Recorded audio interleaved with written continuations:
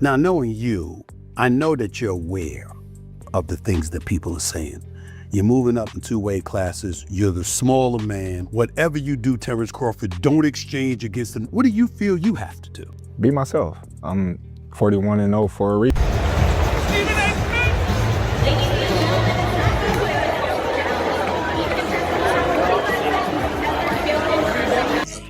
Was undefeated for the last half of his career. For over 2 decades, everyone believed that Floyd's 50-0 record would never be overshadowed. He was the ghost in the ring, a defensive magician who made legends look ordinary. But after one historic night, a single explosive statement from the only man who faced them both threatened to break that entire monument apart. The debate wasn't just about who was better anymore. It became about whether Mayweather's entire era had just been eclipsed. The firestorm began the moment Terence Crawford's hand was raised against Canelo Alvarez after a masterful performance where Crawford achieved what many believed was impossible. Terence Crawford is the best fighter on the planet. Pound for pound, he's that dude. In this 4-belt era, he is now the undisputed world champion 3 times over. 140 pounds, 147, now 168 pounds. Claiming all the belts. You don't see people doing that very often. Going up against a guy who was perceived as being bigger and stronger, Crawford was strong. Crawford was strong enough to fend him off, strong enough to make him respect his own power. He used his jab, he used his distance. He had poise in the ring, he wasn't rattled. He backed up and moved when necessary and kept us different. He exchanged enough to gain respect when necessary. It was a brilliant, brilliant, masterful fight. But the real shock came during the post-fight press conference. When Canelo was asked to compare Crawford to his former opponent Floyd Mayweather, he didn't hesitate, with the world's media hanging on his every word. He responded plainly. If you can, compare and contrast the fight between yourself and Floyd Mayweather Jr. and tonight's bout with Terence Bud Crawford, if you can. No, I think Crawford is way better than Floyd Mayweather. Coming from the only fighter on earth who has shared the ring with both men, this wasn't just an opinion. It was a bombshell that sent shockwaves across the sport. That single sentence reignited a debate that had been simmering for years, and it was about to pull a powerful voice into the center. Stephen A. Smith, watching from the sidelines, was immediately captivated by what he saw. Like many, he expected Crawford to rely on pure skill, staying on the outside to outbox the bigger, stronger man.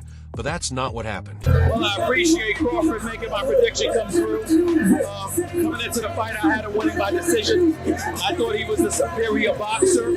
I thought he would be able to take a punch. And as long as he didn't stay there and exchange with Canelo, I thought he could do it. What surprised me is that there were times during the fight, he did stand there and exchange with Canelo and took it.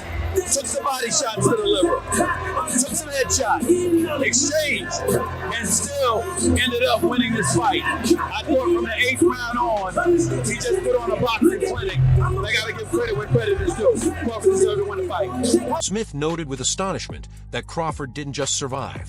He stepped into the fire and traded punches with Canelo, showing he possessed more than technical skill, he had heart. As Smith said, what I didn't expect was for him to stand there, exchange, and survive. And he did it multiple times. That's why Smith felt he deserved so much credit. He even broke down the fight, explaining he had it scored 5-4 for Crawford after 9 rounds, before Crawford delivered a boxing masterclass to dominate the final 3. He absorbed Canelo's power and fired back, thriving in moments where a smaller man should have fallen apart. Crawford's a special fighter because he's got a mean streak. He doesn't back up from anything. He's usually the superior boxer in the ring. He finds a way to win. No matter who he's going up against, no matter what power you have, what boxing skills you have, he is truly a generational kind of fighter. He wants to go in the ring and not just beat you, but show you he was the better man. And he's not one who believes that just a knockout does that. He likes outboxing you and showing you that his skill level is superior to yours. And he showed it tonight. Stephen A. praised the performance as a masterclass, but despite being deeply impressed, he wasn't ready to dethrone the king. He remembered another kind of master, a phantom in the ring that Crawford, for all his heart and grit, simply wasn't. Mayweather was undefeated for the last half of his career with one hand. He constantly broke his hand. Yeah. He would go into a ring knowing he had no shot at knocking somebody out because his hands were hurt too much, and literally walked in the ring and said, I'm gonna embarrass you and humiliate you by showing the world you can't hit me. This was where Stephen A. Smith drew the line, making a crucial distinction that reshaped the entire conversation. He reminded everyone that Floyd Mayweather was a defensive enigma, a magician whose primary mission was to win without being hit. With hands that were notoriously brittle during the second half of his career, Floyd knew he couldn't depend on knockout power.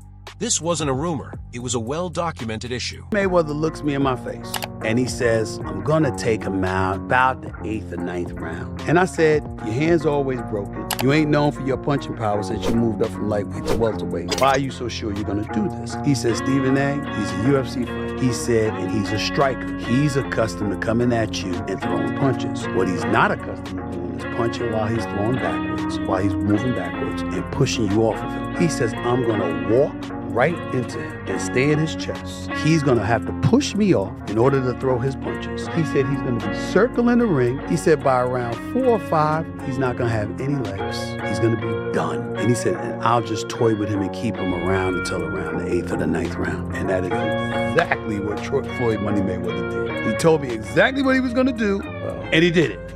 Mayweather himself admitted that his hands were real brittle, revealing he couldn't even spar for an entire month before the Conor McGregor fight due to injury. You hurt your hand? Huh? I thought you hurt your hand. How about so? Okay. All right. Relax, baby. The job is done. All right. Put in a bucket of ice. Yeah. I'll get a bucket of ice. Kill him. I'm saying Shane hit me with a hell of a shot. Okay. Actually, 2 shots. Oh, okay.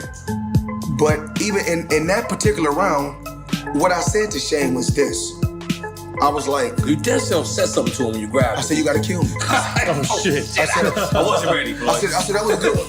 I said that was a good one, but you gotta kill me. Wow. So you gotta kill me.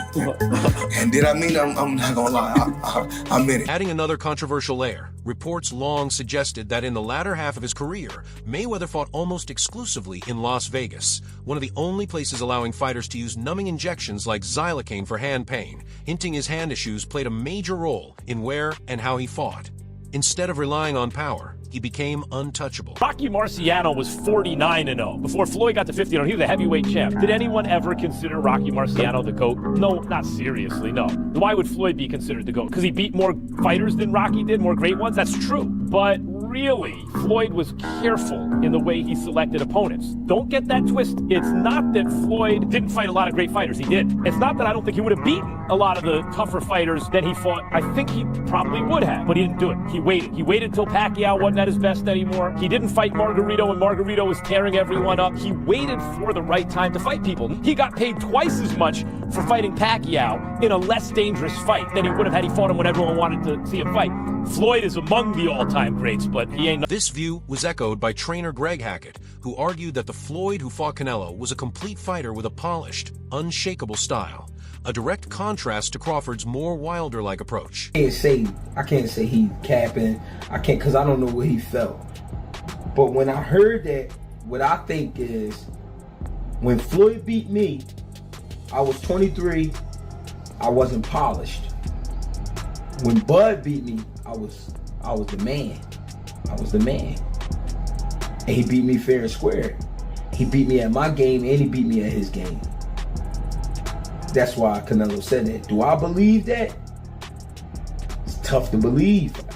But I can only take Canelo's word because he's the man that's been in the ring with both of them. But I understand why he said it. I was a kid when I fought Floyd. He wasn't a kid literally, but he was young. He was young. There was a lot he didn't know. There was a lot he didn't understand about boxing that he later on learned and got better. But Bud beat the better version of me, even though it's the ran down version.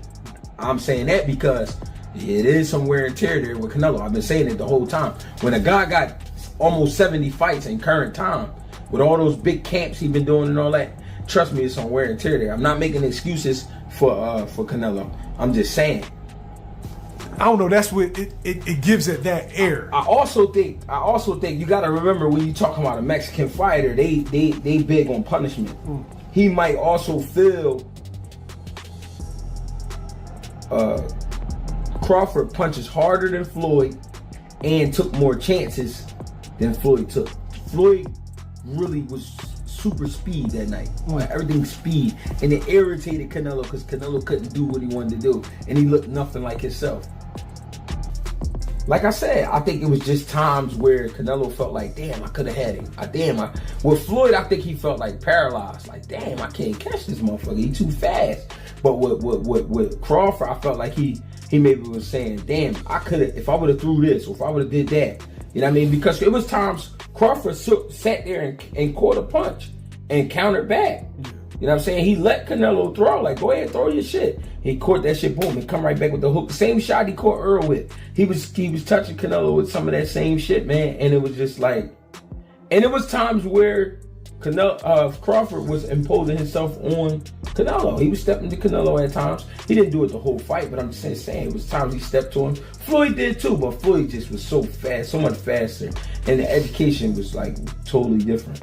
Like when Canelo fought Floyd, Canelo was in middle school. He wasn't even, you know what I'm saying? Floyd by that time was already a Harvard graduate. You know what I'm saying? So in Stephen E.'s own words, I think that Floyd Mayweather was such a magician defensively. And we have to look at Floyd Mayweather in this regard. Once he moved up to welterweight, his hands were always damaged. So he kind of knew he wasn't going to be able to knock you out for the most part. And still, he walked into the ring and put on masterful performances because he was so superior skill-wise and defensively. You can't say enough. Tonight with Crawford, for example, we saw him take a punch on several occasions. With Floyd, we didn't see that too often because you couldn't hit him. Crawford, on the other hand, absorbed punches from Canelo. He proved his chin and his toughness, but in Stephen A.'s eyes, the very fact that he needed to show that toughness was what separated him from Floyd. Before the debate escalated further, many pointed to a more grounded truth. Both fighters belonged to different eras. It wasn't just about skill. It was about time. Terence Crawford himself acknowledged this respectfully, saying, "Floyd is the best fighter of his era, and I feel like I'm the best fighter in mine." He's got something that I want. And it's not just the title, it's what else? It's everything. He got everything. And I'm coming to get it. When you beat him, you'll have everything? That's right. This perspective adds a crucial layer of nuance, suggesting that greatness isn't a single straight line, but a title earned in the era of fighter dominates. Another complication was the age factor. Floyd's uncle, Jeff Mayweather, argued Floyd was already 36 and past his prime when he faced a young Canelo.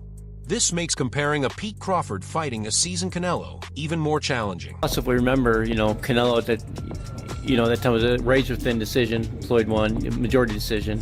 C.J. Ross had it with what a lot of people had as a draw. And then the other two judges scored it for Floyd, of course. And that was a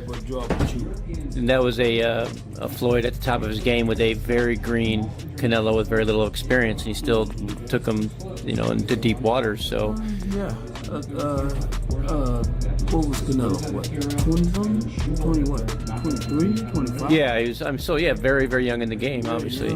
Yeah, very young. He had more fights than Floyd, and he lost. Yeah, but man, that was 30-something years old, 36.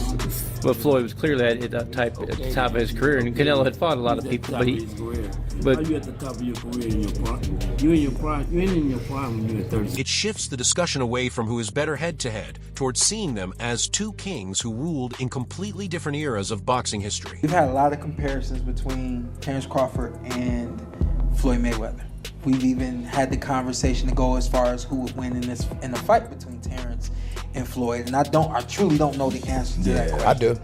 You do? Yes. Yeah. Who will win that fight? Floyd. Floyd will win that yes, fight. Yes, sir. I love you, Terence. Always figures it out. Yeah, yes. he's a chess master. Yeah, his IQ in that shit. The funny thing about it is Terence has been the only other guy that people can say he always figures it out. Yeah.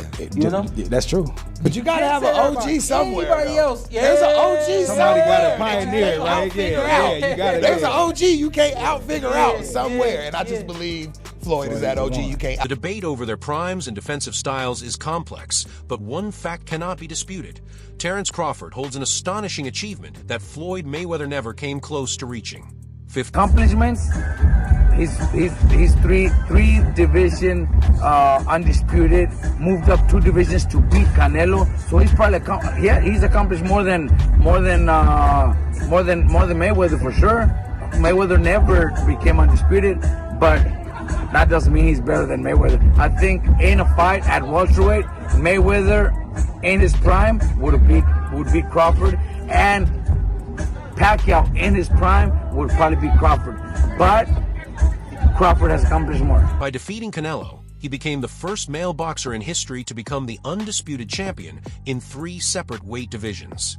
The victory was so monumental that one of boxing's most influential figures, Turki Alshik, immediately labeled Crawford the fighter of the century. To clarify the difference, while Mayweather won titles in 5 divisions, he was never undisputed in any of them. Crawford, however, collected all 4 belts in 3 divisions. This contrast speaks volumes about their legacies. And this wasn't luck, it was precision planning. Crawford later revealed how intense his camp was, explaining that his team focused heavily on strength to ensure he could withstand Canelo's power. This achievement carved Crawford's name into history, proving he dominated divisions in a way even the great money Mayweather did not. But the differences between their careers weren't only about belts, they were about the paths taken to get them. Mayweather was more than a boxer. He was the CEO of his own legacy. As Max Kellerman noted, after leaving lightweight, Floyd turned his career into a masterclass in strategic matchmaking. He chose opponents, timing, and every detail to ensure the reward always outweighed the risk. Floyd's resume, it's much deeper than Crawford's. And Floyd was faster and he had a better defense and all that stuff. But Floyd picked and chose when he fought guys, especially once he left lightweight. He wiped out the junior lights, bring him. Lightweight, he jumps up to Jose Luis Castillo first thing. A lot of people think he lost the first fight, I didn't, but then he won the rematch. But once he left lightweight, he was careful about when he fought guys. So even though his resume is deeper with names, people remember, but he didn't want it with certain dudes at certain times. This strategy, however, has drawn criticism from the new generation. Rising superstar Ryan Garcia delivered a harsh view, saying Mayweather mastered the art of choosing when to fight someone, and when not to, accusing him of changing the sport for the worse by avoiding fighters in their absolute prime. About this kid Ryan Garcia. Tank got his followers from kicking ass. Ryan Garcia got his followers from YouTubers. There's a difference. So you want to be a YouTuber or you want to be a fighter? Tank is a fighter. How did Gervonta know that my rib got separated while I was in the fight? Or before the fight? How do you think they got the information? You got to pay. Who do you think told me that they paid? So I know how much money it takes to betray Ryan Garcia. I know. Crawford, meanwhile, has been a force of nature, willing to fight anyone to prove his dominance. In a prime-for-prime matchup, the physical stats tell a clear story. Crawford is 1 inch taller, and more importantly, he has a 3-inch reach advantage, a major factor in a technical fight that even a prime Mayweather would struggle against. His resume may be shorter, but it's filled with opponents he genuinely sought out. For years, fans watched him call out the best, ready to fight anyone to prove he was the top dog. Beyond his mentality, analysts and former champions highlight his physical edge. As legend Shane Mosley said, I think Crawford is better.